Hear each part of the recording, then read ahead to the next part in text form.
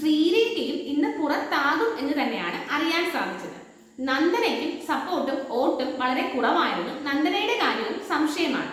ശരണ്യ പുറത്തായതിനെ പറ്റി പറയുകയാണെങ്കിൽ Saranya big boss ഹൗസിൽ ആക്റ്റീവ് ആയിരുന്നു, അതിൽ ഒരു സംശയവുമില്ല. പക്ഷേ ശരണ്യക്ക് സ്വന്തമായിട്ട് ഒരു ഗെയിം ഇല്ലാതെ പോയി. അതുകൊണ്ട് തന്നെയാണ് സപ്പോർട്ട് കുറഞ്ഞതും പുറത്തായത്.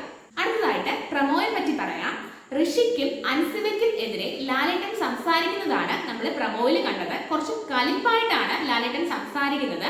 നിങ്ങൾ 100% ജെനുവിൻ ആയിട്ടാണോ ഈ ഷോയിൽ നിൽക്കുന്നത് എന്നൊക്കെ നമ്മുടെ ലാലേട്ടൻ ചോദിക്കുന്നുണ്ട്. ഋഷി പറയുന്നുണ്ട് അതെ ഞാൻ അങ്ങനെയാണ് എന്നൊക്കെ. എന്തായാലും നമുക്ക് കണ്ടു തന്നെ അറിയാം എന്താണ് സംഭവിക്കാൻ പോകുന്നത്. നിങ്ങൾ എന്റെ ചാനൽ സബ്സ്ക്രൈബ് ചെയ്യാതെയാണ് എന്റെ വീഡിയോസ് കാണുന്നതെങ്കിൽ എന്റെ ചാനൽ സബ്സ്ക്രൈബ് ചെയ്യുക, ലൈക്ക് ചെയ്യുക,